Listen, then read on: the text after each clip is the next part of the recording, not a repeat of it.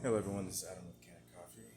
Here we have a quick mill QM67. It was brought in because the customer had replaced the motor and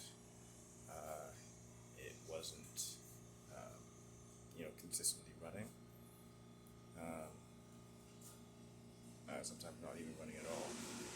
We initially thought it was a timing issue, but after taking the machine apart, we found that the thermistor on the actual pump that prevents the pump from overheating was actually not attached to the pump and was left loose, hanging loose and touching the brew boiler.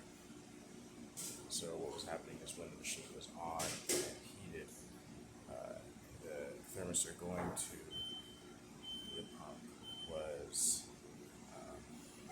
at too high of a temperature to allow the pump to run. And that thermistor is actually meant to be touching the pump itself, essentially to measure its heat. So here I'm just gonna show that works. The pump runs.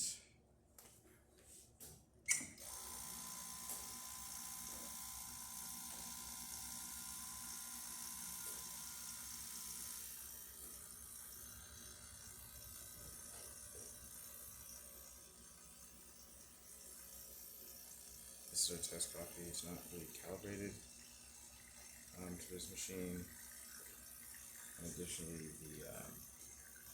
the customer didn't request any other service done to the machine, so it's operating at a bit of a lower pressure than it should. But it's just showing that the